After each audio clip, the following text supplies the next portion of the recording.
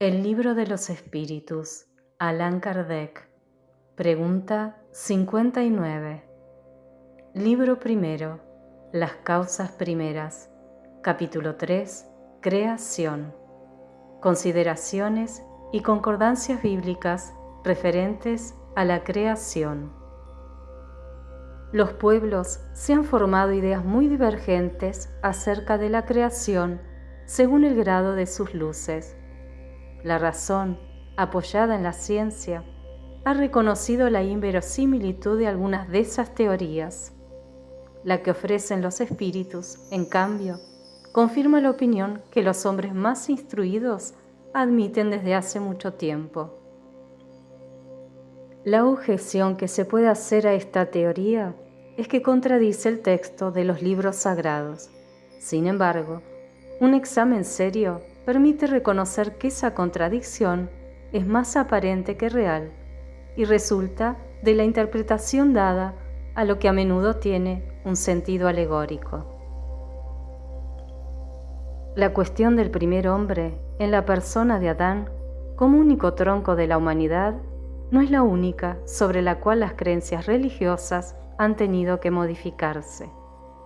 El movimiento de la tierra pareció en cierta época tan opuesto al texto sagrado que no hubo un solo tipo de persecuciones a las que esa teoría no haya servido de pretexto. No obstante, a pesar de los anatemas, la tierra gira y hoy nadie podría refutarlo sin agraviar a su propia razón. La Biblia afirma también que el mundo fue creado en 6 días y fija la época de su creación alrededor del año 4000 antes de la era cristiana. Con anterioridad a esa época, la Tierra no existía, pues fue extraída de la nada. El texto es preciso. Pero sucede que la ciencia positiva, la ciencia inexorable, viene a probar lo contrario. La formación del globo está escrita con caracteres inalterables en el mundo fósil, y está probado que los 6 días de la creación son otros tantos períodos, cada uno de los cuales abarcó tal vez varios cientos de miles de años.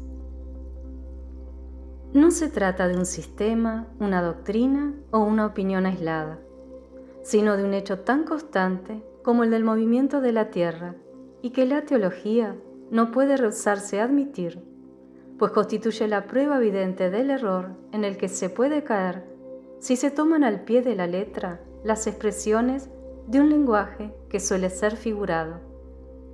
¿Es necesario concluir de ahí que la Biblia está en un error? No, los hombres se han equivocado al interpretarla.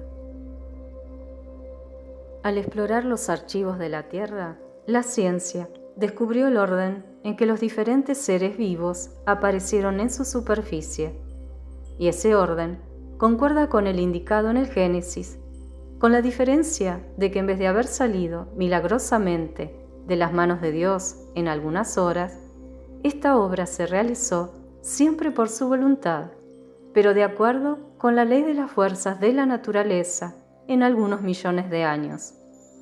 ¿Es Dios menos grande y poderoso por ello? ¿Su obra es menos sublime porque le falta el prestigio de la instantaneidad? Es evidente que no.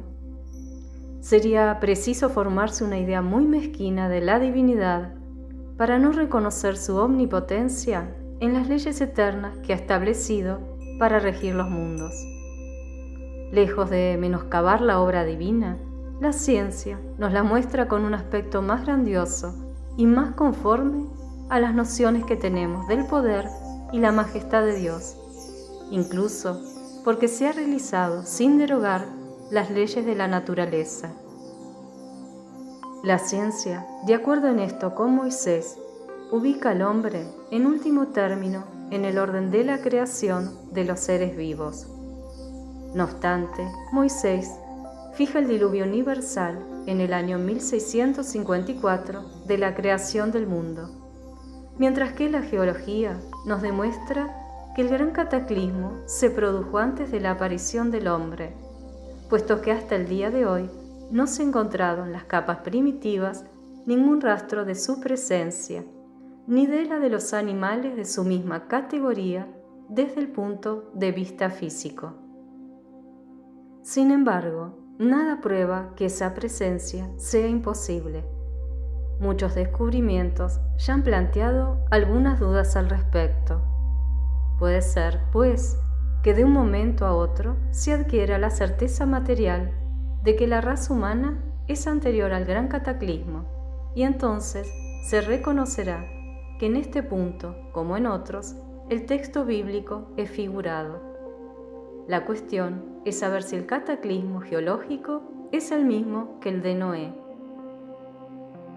Ahora bien, el tiempo necesario para la formación de las capas fósiles impide que éstas se confundan.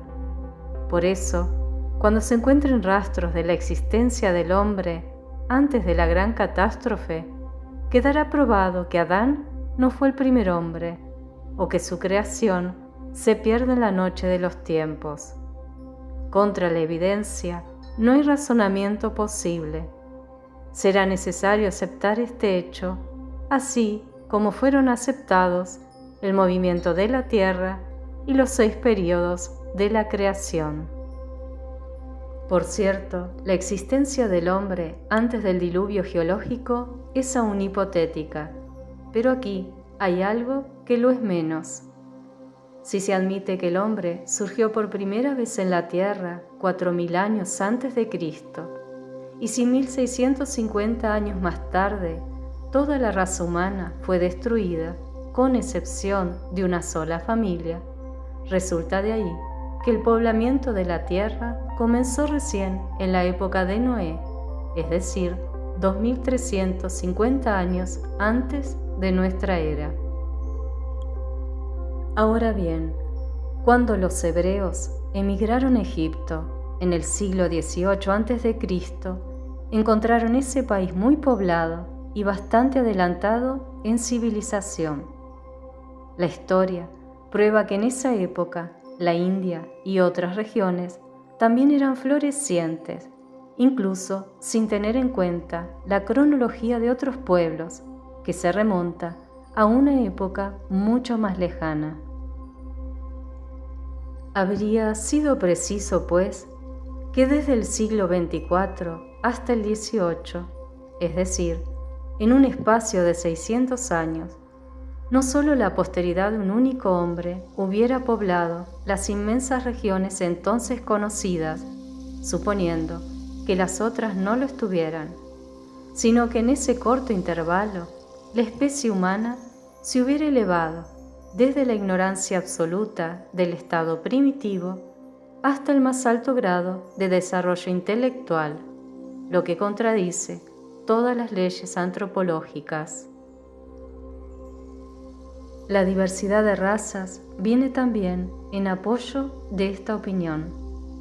El clima y los hábitos producen, sin duda, modificaciones en el carácter físico, pero se sabe hasta dónde puede llegar la influencia de esas causas, y el examen fisiológico prueba que entre algunas razas hay diferencias constitutivas más profundas que las que puede producir el clima.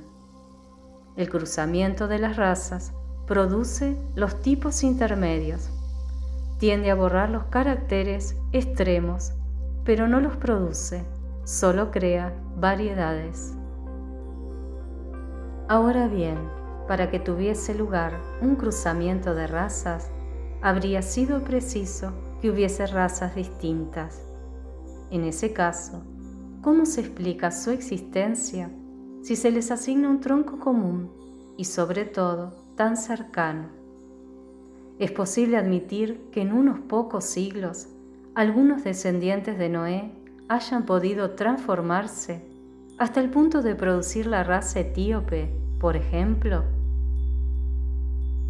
Semejante metamorfosis no es más admisible que la hipótesis de un tronco común para el lobo y la oveja, el elefante y el pulgón, el ave y el pez.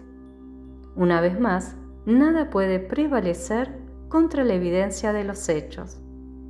Todo se explica, por el contrario, si se admite la existencia del hombre antes de la época que vulgarmente se le asigna, que existe una diversidad de troncos, que Adán vivió hace 6.000 años y fue el poblador de una región aún deshabitada, que el diluvio de Noé fue una catástrofe parcial que se confundió con el cataclismo geológico. Por último, es necesario tener en cuenta la forma alegórica particular del estilo oriental que se encuentra en los libros sagrados de todos los pueblos. Por eso es prudente no pronunciarse con demasiada ligereza en contra de doctrinas que tarde o temprano pueden, como tantas otras, desmentir a quienes las combaten. Por su parte, las ideas religiosas, lejos de perder, se realzan al marchar con la ciencia. Esa es la única manera de no mostrar al escepticismo un lado vulnerable.